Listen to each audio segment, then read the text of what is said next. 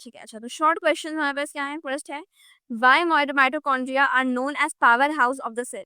तो mitochondria power house of the cell इसलिए कहलाते हैं because they are generate most of cells ATP which is used as the energy currency of the cell. ठीक है, is this ये आपका पूरा इस्तेमाल पा देना है। एंड बिकॉज शॉर्ट आंसर तो आपको बहुत लंबा 5-6 लाइनों के आंसर में नहीं कहना, 2-3 लाइन्स आंसर इज करेक्ट। बेहतर होगा कि आप 3 to 4 लाइन्स में लिख दें, लेकिन this length is also fine. ठीक है, डिपेंड करता है मार्क्स पर ऑनेस्टली।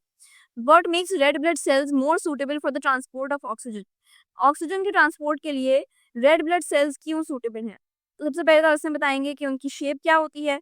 उनके अंदर कोई ऑर्गेनेल्स नहीं होते, वो ज़्यादा उनमें सरफेस एरिया बहुत ज़्यादा होता है, और प्लस वो हीमोग्लोबिन होता है अटैचेस टू द ऑक्सीजन। फिर RBCs are more suitable for oxygen transport because of the adaptation और स्पेशलाइजेशन। ये आपने बताना है, स्पेशलाइजेशन होती है which includes the shape of the cell by concave discs by concave increasing surface area. Surface area keyword है, ये आपने लिखना जरूरी होगा, इसके बगैर मार्क नहीं मिलेगा। Which transport function secondary do not have cell organelles leading to even greater surface area. सही है। Then question 3, give the modifications of epidermal cells for exchange of gases and absorption of water and minerals। अब जो ये epidermal cell की बात की गई है, इट मीन्स कि यहाँ का प्लांट्स की बात हो रही है, तो एक्सचेंज ऑफ गैसेस में कौन आएगा? स्टोमेटा। और absorption of water and minerals, इसमें रूट हेयर सेल आते हैं। सही है। तो एक्सचेंज ऑफ गैसेस में जो है, तो से दे हैव स्टोमेटा और guard cells which contain pores that allow gaseous exchange by opening when gas exchange is going on and closing when it starts। ये स्टोमेटा इस तरह के होते हैं, यहाँ पे जो डायग्राम बनी है। सही है। फिर बी में बताएंगे रूट हेयर सेल्स का क्या, rapid in a way that increases surface area for water and mineral absorption. बात सही है। अब 4 में इन्होंने प्लांट सेल की डायग्राम दी हुई है।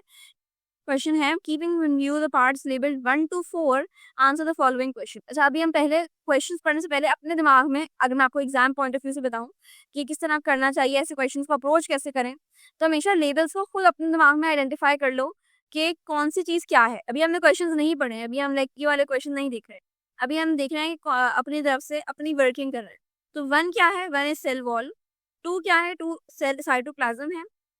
साथ साथ आपसे रिक्वेस्ट है, आप चैनल को सब्सक्राइब और वीडियो को लाइक भी करते हैं। हम लोगों ने आपके लिए एक पेज निकाल दी है हमारी, जिसके अंदर आपको बायोलॉजी की पूरी तैयारी करवाई जाएगी और बायोलॉजी की लाइव ऑनलाइन क्लासेस जूम पर दी जाएंगी।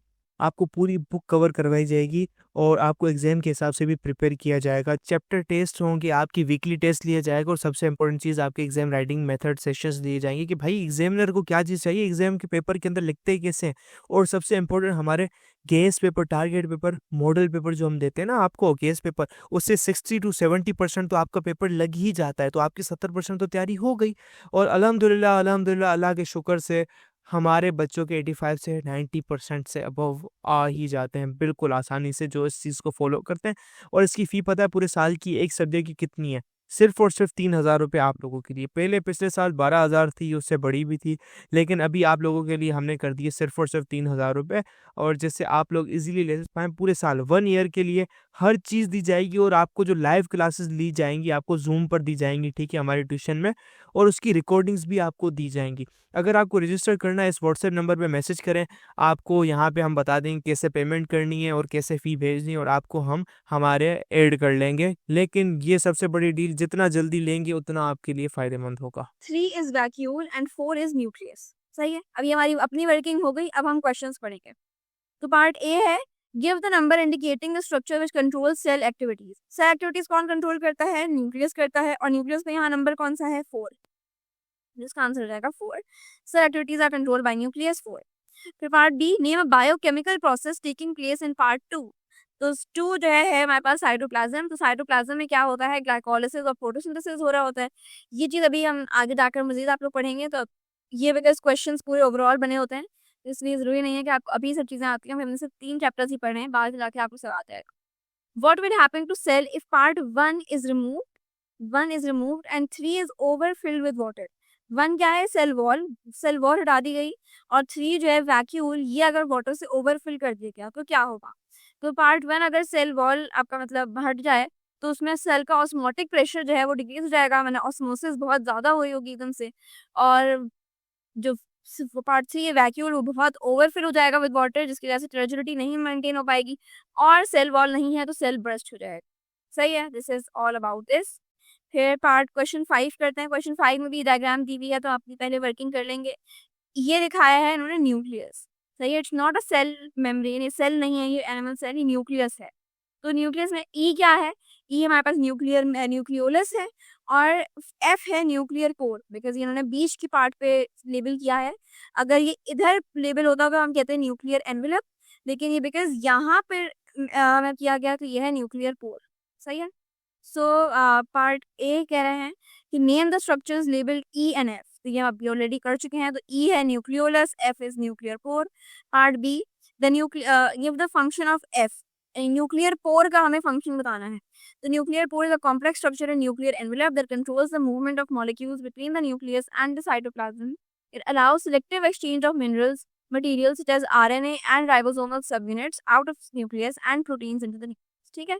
बात हो गया, बता दे कि एक्सचेंज हो रहा होता है, सिलेक्टिव एक्सचेंज होता है, कौन सी चीजें अंदर आती हैं, कौन सी चीजें बाहर जाती हैं, ये बता दिया मार्क्स में गए। जो चीजें मैंने ऑलरेडी इसमें आपको हाईलाइट की, मैंने बोल्ड की हुई है, ये वो हैं जो कि आपके कीवर्ड्स कह लो, जो हमेशा बेहतर होता है कि लिखिए हमेशा। Which cytoplasmic organelles are formed by E, यानी न्यूक्लियोलस क्या बना रहा है। तो ये हमने बात की थी जब हम न्यूक्लियस पढ़ रहे थे कि न्यूक्लियोलस में बनते हैं राइबोसोम्स, तो इसलिए यहाँ पर भी यही लिखा होगा। The nucleolus is responsible for formation of ribosomes, which are cytoplasmic organelles. It synthesizes ribosomal RNA, rRNA, and combines it with proteins to produce ribosomal subunits. नहीं बता दिया आपने, ठीक है। What happens to E during cell division, यानी कि nucleolus को during cell division क्या होता है, तो सेल डिवीजन टाइम पर ये डिसअपेयर हो जाता है। अभी आपने सेल साइकिल का चैप्टर पढ़ा नहीं है, हम नेक्स्ट चैप्टर यही है तो उसमें डिस्कस करेंगे। सेल डिवीजन में बेसिकली क्या होता है कि जब माइटोसिस वगैरह हो रहा होता है तो न्यूक्लियोलस टेम्पोरली डिसअपेयर हो जाता है, और सारे मतलब सेल डिवीजन हो रही होती है ना, तो ये बाकी चीजें ब्रेक हो जाती हैं। Nuclear envelope also breaks down the components of nucleolus disperse into the cell after the chromosomes are separated and nuclear envelope forms during telophase. Nucleolus reappears in each daughter nucleus and ribosome production resumes, सही है। तो question 6 है, cell shape is related to cell function. 3 examples हमें बतानी है, तो red blood cell क्या बता दें, न्यूरॉन की बता दें, मसल सेल की बता दें। रेड ब्लड सेल क्या है कि बाइकॉन्केव डिस्क है जिसके सरफेस एरिया इंक्रीज होता है और वो नैरो कैपिलरीज के थ्रू गुजर जाता है। न्यूरॉन की क्या है कि वो लॉन्ग ब्रांच शेप है जिसकी वजह से वो ज़्यादा इलेक्ट्रिकल सिग्नल्स ट्रांसमिट कर पाता है, कम्युनिकेशन ज़्यादा स्ट्रांग हो जाती है, सब। मसल सेल्स हैं लॉन्ग सिलेंड्रिकल सेल्स हैं जो कॉन्ट्रैक्ट और रिलैक्स करते हैं, मूवमेंट कर हो पाती है उनकी, आराम से सब हो जाता है। फिर क्वेश्चन 7 है, plasma membrane have 2 main components according to fluid mosaic model, which component represents fluid and which component represents mosaic. जो फ्लूइड मोज़ैक मॉडल हमने पढ़ा था उसमें क्या चीज़ फ्लूइड है, क्या चीज़ मोज़ैक है, तो ये पूछ रहे हैं। तो पहले आपने बता देना है कि फ्लूइड मोज़ैक में cell level is made up of fluid phospholipid bilayer, और प्रोटीन्स जो है वो एम्बेडेड है मोज़ैक की तरह। Proteins are like mosaic and phospholipids make up the fluid part, fluid part allowing movement within the cell, ठीक है।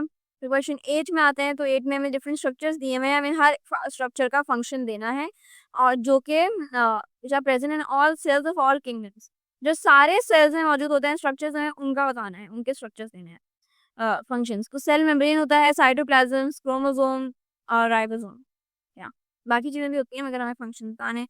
ये बहुत इजी है, आप लोग हम श्योर बाद में खुद से कर सकते होंगे। Question 9, which cells in animals and plants do not have a nucleus? How do these cells perform their functions without nucleus? तो रेड ब्लड सेल्स में नहीं होता क्योंकि ज़ाहिर है उनको सरफेस एरिया चाहिए होती है, एडाप्टेशन है उसकी, ज़्यादा से ज़्यादा ऑक्सीजन कैरी कर सकें। और मेच्योर सीफ ट्यूब सेल्स में नहीं होता जो कि फ्लोएम के पार्ट हैं, क्योंकि उनको ट्रांसपोर्ट करनी होती है शुगर और मिनरल्स, तो उसमें भी ज़्यादा से ज़्यादा जगह चाहिए होती है, सही है। Question 10, unripe oranges are green in color. After ripening their color changes, suggest which organelles numbers change in them during ripening.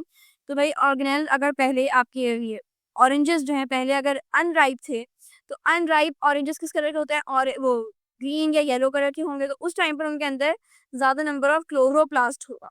और बाद में जब राइप हो जाते हैं और जब उनका कलर चेंज हो जाता है, तो कलर किस तरह का हो जाता है, उनका ऑरेंज कलर हो जाता है। तो वो मतलब राइप होने के बाद उनके अंदर क्रोमोप्लास्ट बढ़ जाते हैं, सही है। यहाँ पे भी यही लिखा है,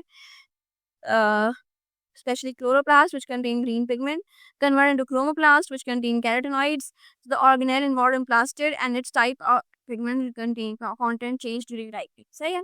फिर question 11, which organelles are abundant in salivary gland cells? Salivary gland cells में कौन से आपके पास ऑर्गेनेल्स होंगे? रफ एंडोप्लाज्मिक रेटिकुलम ज्यादा होगा, गोल्जी एपेरेटस होगा, और राइबोसोम्स होंगे। सही है। सो अबंडेंट, तो यहाँ पर लिखते हैं, एक set, sorry, ribosomes and rough endoplasmic reticulum